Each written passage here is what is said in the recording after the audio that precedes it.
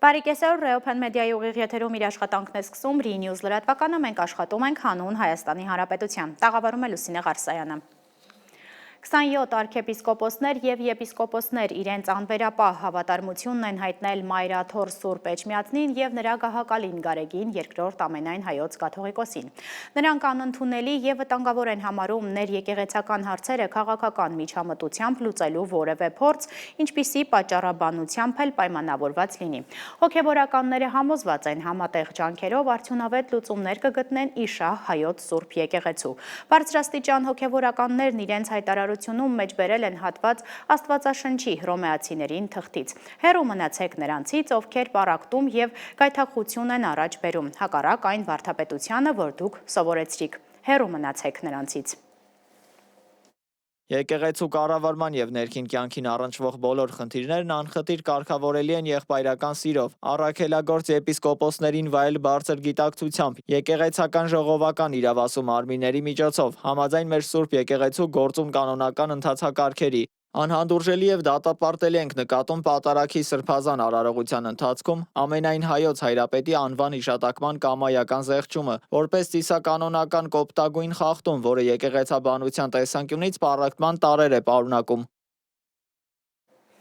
Կառավարության այսօրվա նիստի օրակարգում ընդգրկված է 52 հարց, որից չի զեկուցվում 49, ևս մեկ հարց գաղտնի է։ Կառավարությունը հավանություն է տվել մի շարք առանցքային որոշումների, որոնցից է ցեմենտի ներմուծման վրա ժամանակավոր 6-ամսյա սահմանափակում կիրառելու որոշումը։ Ըստ կառավարության այս քայլը նպատակ ունի պաշտպանելու տեղական արտադրողներին, որոնց արտադրության ծավալները զգալիորեն նվազել են ներմուծման աճի պատճառով, որը 2024 թվականին կազմել է 47%։ Քննարկվում է նաև կառավարության առաջարկը շարքային կազմի պարտադիր զինվորական ծառայության ժամկետը 24-ից 17 ամիս կրճատելու մասին։ Եթե նախագիծն ընդունվի, ապա 17-ամսյա ծառայությունը կկիրառվի 2026 թվականի ձմեռային զորակոչից սկսած զորակոչված քաղաքացիների նկատմամբ, պայմանավորված պայմանագրային զինծառայության գրավչության բարձրացմամբ։ Այս տարվա բյուջեի ավելացած հատվածը համեմատած 2017 թվականի հետ ավելի է, քան 2017 թվականի ամբողջ պետական բյուջեն։ Այդ գումարները ծախսել եւ ջանք գործադրել, որ դրանք արդյունավետ ծախսվեն, դա էլ է աշխատանք։ Եվ այդ աշխատանքն էլ տրամաբանորեն էլի կրկնակից ավելացել է։ Հետևաբար 2025 թվականին 2017 թվականի համեմատ պետական բոլոր մարմինները 4 անգամ ավել են աշխատում։ Ավարտելով Եվրամիության պաշտոնյաների հետ հանդիպումները Բրյուսելում, արտգործնախարար Արարատ Միրզոյանը մեկնել է Վիեննա, որտեղ դեկտեմբերի 4-ից 5-ը կմասնակցի ԵԱՀԿ նախարարական խորհրդի հանդիպմանը։ Բրյուսելի օդանավակայանում Միրզոյանը շփումներ է ունեցել Լյուքսեմբուրգի պաշտոնակից Քսավիե Բետելի և Եվրոպական խորհրդի նախագահ Անտոնիո Կոշտայի հետ։ Անվտանգության խորհրդի քարտուղար Արմեն Գրիգորյանը դեկտեմբերի 5-ին աշխատանքային այցով կմեկնի Կատարի պետության մայրաքաղաք Դոհա, որտեղ Դոհա ֆորումի շրջանակում Ադրբեջանի նախագահի օգնական Հիկմեթ Հաջիևի հետ կմասնակցի Հայաստան-Ադրբեջան տևական խաղաղություն, Վաշինգտոնյան համաձայնագիրը և համատեղ ապագան թեմայով պանելային քննարկմանը։ Ռեոփեն մեդիայի ադրբեջանալեզու ծառայության մեկնաբան վերլուծաբան Դիանա Կարապետյանի հետ հարցազրույց է անցկացրել ադրբեջանական Real TV լրատվական ծառայությունը։ Իմ գործընկերը պարզաբանել է մեր խմբագրության ադրբեջանական ծառայության դերն ու նպատակները։ Այն է առաջին ձեռքից տարածաշրջանի ապագային վերաբերող ու հարևան երկրների հարաբերությունների կարգավորման հայհայնության տրամադրությունները փոխանցելը առանց գունազարդման ու քարոզչության, կամուրջներ կառուցնելն ու խնդիրները երկխոսության ճանապարհով հանգուցալուծելը։ Ռեոփեն մեդիայի ադրբեջանալեզու ծառայության մեկնաբան վերլուծաբան Դիանա Կարապետյանը հարցազրույց է տվել ադրբեջանական Real TV լրատվական ծառայությանը։ Զրույցի ընթացքում Կարապետյանը ներկայացրել է ծառայության բացման նպատակն ու առաքելությունը, անդրադարձել այն խնդիրներին, որոնց բախվում են տեղական եւ ադրբեջանական մեդիայի շրջանակներում, ինչպես նաեւ մանրամասնել է եթերի քաղաքականությունն ու բովանդակությունը։ ու հեկիկիտեն դեչող վաճի պիր մեսելեդիր Ադրբեջանայինով հեռարձակում սկսելու մեր որոշումը ոչ թե տեխնիկական, այլ խորը ռազմավարական մտածողության արդյունք էր։ Մենք վերլուծեցինք տարածաշրջանի տեղեկատվական հոսքեր եւ հասկացանք, որ երկու ժողովուրդների միջև ուղիղ հաղորդակցության ալիքի բացակայությունը կարգավորման գործընթացի համար խոչընդոտ է։ Տեսանք, որ Հայաստանում ադրբեջանական հասարակության համար պլանավորված բովանդակություն չկա եւ որոշեցինք լրացնել այս բացը հավատալով, որ հենց մայրենի լեզվով տեղեկատվությունն է նվազեցնում էմոցիաները եւ ձևավորում ավելի ճշգրիտ պատկերացում այս դեպքում Հայաստանի մասին։ Ադրբեջանական լրատվականի մեկնաբան Վաֆա Համզայևայի այն հարցին, թե արդյոք իրենց ռեպորտաժները ազդում են ադրբեջանական հասարակության վրա, Դիանա Կարապետյանը պատասխանել է. Tabii bizim mevzular üzere meselen humanitar meseleler. Իհարկե, որոշ թեմաների շուրջ, օրինակ մարդասիրական հարցերը, տարածաշրջանային տնտեսական կապերը եւ այլն, այս թեմաներով հրապարակված մեր նյութերն իսկապես ընկալելի են եղել ադրբեջանական հանրության կողմից։ Սակայն իրատեսական չէ բոլոր թեմաներում նույն արդյունքը ակնկալել։ Կան հարցեր, որոնց շուրջ նույնիսկ երկու երկրների ղեկավարները դեռ համաձայնության չեն եկել եւ դա բացարձակապես նորմալ է։ Հակամարտությունը ունի խորը արմատներ եւ մենք որպես մեդիա չենք կարող միանգամից փոխել այդ բոլոր կարծիքները։ Կոնկրետ որ թեմաների մասին է խոսքը։ Օրինակ Արցախի հարցը եւ այլն։ Արցախի թե Ղարաբաղի, որովհետև Հայաստանի կառավարությունը արդեն պաշտոնապես ճանաչել է Ղարաբաղը Ադրբեջանի տարածք։ Մեզ համար Արցախի, մյուսների համար Ղարաբաղի։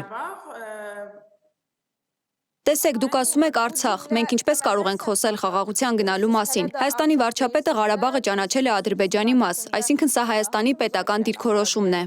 Իմ կարծիքով իրական երկխոսությանը խոչընդոտող գործոններից պատմական հիշողությունն է, երկու հասարակություններն էլ թե ադրբեջանական, թե հայկական դեռ չեն կարողանում հաշտվել հակամարտության ստեղծած այս ծանր պատմական բեռի հետ։ Եվ սա ուղղակիորեն ազդում է նաև լրագրողների աշխատանքի վրա։ Բացի այդ, լրագրողը կամ մեկնաբանը երբեմն կարող է լիովին համաձայն չլինել պետական մակարդակով վարվող քաղաքականության հետ։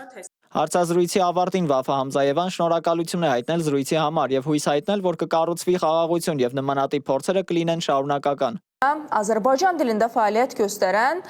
Շնորհակալ եմ մեզ հետ կապի դուրս գալու եւ մեր հարցերին պատասխանելու համար։ Թող տարածաշրջանում խաղաղություն լինի եւ լուրերը կառուցված լինեն խաղաղության վրա։ Երկու կողմերն էլ հայտարարում են, որ ձգտում են խաղաղության, սակայն մինչ օրս ադրբեջանական կողմը շարունակում է միակողմանի պայմաններ առաջադրել։ Որքանով է այս պայմաններում խաղաղությունն իրատեսական, դժվար է ասել։ Միացյալ Նահանգների նախագահ Դոնալդ Թրամփը հայտարարել է, որ ներում կշնորհի Տեխասի դեմոկրատ կոնգրեսական Հենրի Կուելյարին, որին անցյալ տարի մեղադրանք էր առաջադրվել կաշառակերության եւ փողերի լվացման մեղադրանքներով։ Հենրի Կուելյարը եւ նրա կինը Իմելդան մեղադրվել են Ադրբեջանի պետական էներգետիկ ընկերությունից եւ անանուն մեքսիկական բանկից մոտ $600,000 կաշառք ստանալու մեջ։ Արդարադատության նախարարության առաջադրած 14 կետից բաղկացած մեղադրանքից շրջանային դատարանը մերժել է ընդամենը 2-ը։ Օտարերկրյա գործակալների գրանցման մասին օրենքի ենթադրյալ խախտումների վերաբերյալ։ Դոնալդ Թրամփը նաև հայտարարել է, որ Միացյալ Նահանգներն այլևս փող չի ծախսի Ուկրաինայի օգնության վրա։ Սպիտակ տան ղեկավարն ասել է, որ Վաշինգտոնն անհրաժեշտ ամեն ինչը վաճառում է ՆԱՏՕ-ին, որն էլ այն փոխանցում է Ուկրաինային։ Մենք ոչ մի սենտ չենք ծախսում, մեզ չեն թալանում, ինչպես Բայդենի օրոք։ Բայդենը բոլորին անհատույց բաժանեց մեր ունեցվածքը, ասել է պետության ղեկավարը։ Մինչև այդ Թրամփը պնդում էր, թե նախկին նախագահ Բայդենը $350 միլիարդ բաժանել է քաղցրավենիքի պես, եւ Կիևը օգնության մեծ մասը ստացել է կանխիկ։ ՄԱԿ-ի գլխավոր քարտուղար Անտոնիո Գուտերեշը մեկնաբանելով ուկրաինական ճգնաժամը կարգավորելու Միացյալ Նահանգների դիվանագիտական ջանքերը, հայտարարել է, որ Ուկրաինայի հակամարտությունը դեռևս հեռու է կարգավորումից, քանի որ Մոսկվայի եւ Կիևի պայմանները դեռևս անհամատեղելի են։ Գուտերեշը կարծիք է հայտնել, որ խնդիրը դեռևս հեռու է լուծումից։ Միջազգային անցուդարձին հետևում է Դավիթ Կենջոյանը։ Ռումինիայի պաշտպանության նախարարությունը հայտնել է Կոնստանցիայի մոտակայքում ուկրաինական ծովային անօդաչուի վնասազերծման մասին, իսկ ռուսական ուժերը հայտարարել են Զապորոժիեի մարզում Չերվոնե գյուղի նկատմամբ վերահսկողություն հաստատելու մասին։ Թուրքիայի արտգործնախարար Հական Ֆիդանը Սև ծովում Ռուսաստանի հետ կապված լցանավերի վրա վերջին հարձակումները որակել է որպես լուրջ սպառնալիք տարածաշրջանային անվտանգության համար, քննարկելով իրավիճակը ՆԱՏՕ-ի եւ դաշնակիցների հետ։ Զուգահեռաբար Ուկրաինային պատերազմի պատճառով խորանում է ժողովրդագրական ճգնաժամը։ Ֆրանսիայի նախագահ Էմանուել Մակրոնը Չինաստան կատարած պետական այցի շրջանակում նախագահ Սի Ցինպինի հետ ստորագրել է համագործակցության փաստաթղթեր, կոչ անելով վերականգնել արդար տնտեսական հավասարակշռությունը Եվրոպայի եւ Չինաստանի միջև։ Մակրոնն ընդգծել է կանոնների վրա հիմնված գլոբալ կառավարման կարևորությունը եւ հայտնել Ուկրաինայում հրադադարի հասնելու հարցում Պեկինի աջակցության ակնկալիքը։ Այցը կեզրափակվի Չենդու քաղաքում նախատեսված երկու առաջնորդների հանդիպումով։ Վենեսուելայի նախագահ Նիկոլաս Մադուրոն հաստատել է Թրամփի հետ ունեցած կառուցողական հեռախոսազրույցի մասին, որի ընթացքում ըստ լուրերի քննարկվել է նաև նրա հրաժարականի հնարավորությունը անվտանգության երաշխիքների դիմաց։ Չնայած այս դիվանագիտական շփումներին Միացյալ Նահանգները շարունակում է ռազմական ուժեր կենտրոնացնել Պուերտո Ռիկոյում, մեծացնելով ճնշումը տարածաշրջանում։ Քաղաքական այս զարգացումներին զուգահեռ հարյուրավոր վենեսուելացիներ հատուկ չվերթներով հայրենիք են վերադարձել Միացյալ Նահանգներից եւ Մեքսիկայից։ Գազայի Խան Յունիս քաղաքում իսրայելական հրթիռային հարվածի հետևանքով զոհվել է 5 պաղեստինցի, ինչը Համասը որակել է հրադադարի խախտում, իսկ Իսրայելը դա ներկայացրել է որպես պատասխան գործողություն Ռաֆահում իր զինվորների վրա հարձակման։ Լարվածությանը զուգահեռ պաղեստինյան խմբավորումները Կարմիր խաչին են փոխանցել ենթադրաբար իսրայելցի պատանդի մարմին, ինչը կարող է ամբողջացնել Միացյալ Նահանգների նախագահի խաղաղության ծրագրի նախնական փուլի առանցքային պայմանները։ Միևնույն ժամանակ մասնագետները եւ ՅՈՒՆԵՍԿՕ-ն նախաձեռնել են պատերազմի ընթացքում ավերված մշակութային ժառանգության, այդ թվում Մեծոմարի մզկիթի փրկության բարդ գործընթացը, չնայած ռեսուրսների սղությանը։ Հոնկոնգի իշխանություններն անհապաղ կարգադրել են հեռացնել վերանորոգվող շենքերի շինարարական ցանցերը, քանի որ հենց դրանք են նպաստել անցյալ շաբաթ տեղի ունեցած խոշոր հրդեհի տարածմանը, որի հետևանքով զոհվել է առնվազն 150 մարդ։ Որոշման արդյունքում քաղաքում դադարեցվել են վերանորոգման աշխատանքները, մինչև անվտանգության նոր ստանդարտների հաստատումը, իսկ ոստիկանությունը հետաքննության շրջանակում արդեն ձերբակալել է 21 անձի։ Մասնագետների գնահատմամբ բնակելի համալիրում բռնկված աղետալի հրդեհի հիմնական պատճառները եղել են անորակ պլաստիկ ցանցերն ու մեկուսիչ նյութերը, ինչպես նաև հակահրդեհային համակարգի անսարքությունը։ Դավիթ Գենջոյան, Open Media։ Գորիսի պետական քոլեջի շուրջ դրամատիկ զարգացումները շարունակվում են, գրում է Սյունյաց Երկիր թերթը, մասնավորապես նշում է, թե նախ քոլեջի աշխատակիցները, որոնք հրաժարականի դիմումով էին արձագանքել նախարար Ժաննա Անդրեասյանի դեկտեմբերի 2-ի քոլեջի տնօրենին պաշտոնանկ անելու մասին հրամանին դրականորեն են արձագանքել արդեն նախկին տնօրեն Կարեն Լազարյանի հորդորին, հետ կանչելով նախորդին ներկայացրած դիմումները։ Այնուամենայնիվ այսօր քոլեջում դասապրոցեսը չի վերսկսվել։ Երեկ երեկոյան հայտնի է դարձել, որ նախարարը քոլեջի տնօրենի պաշտոնակատար են նշանակել Արմինե Կոլյանին։ Նախարարի այդ հրամանը պատճառ է դարձել, որ դասախոսներն ու ուսանողները լսարան չմտնեն եւ խաղաղ միջոցներով արգելափակեն քոլեջի մուտքը նորանշանակի առջև։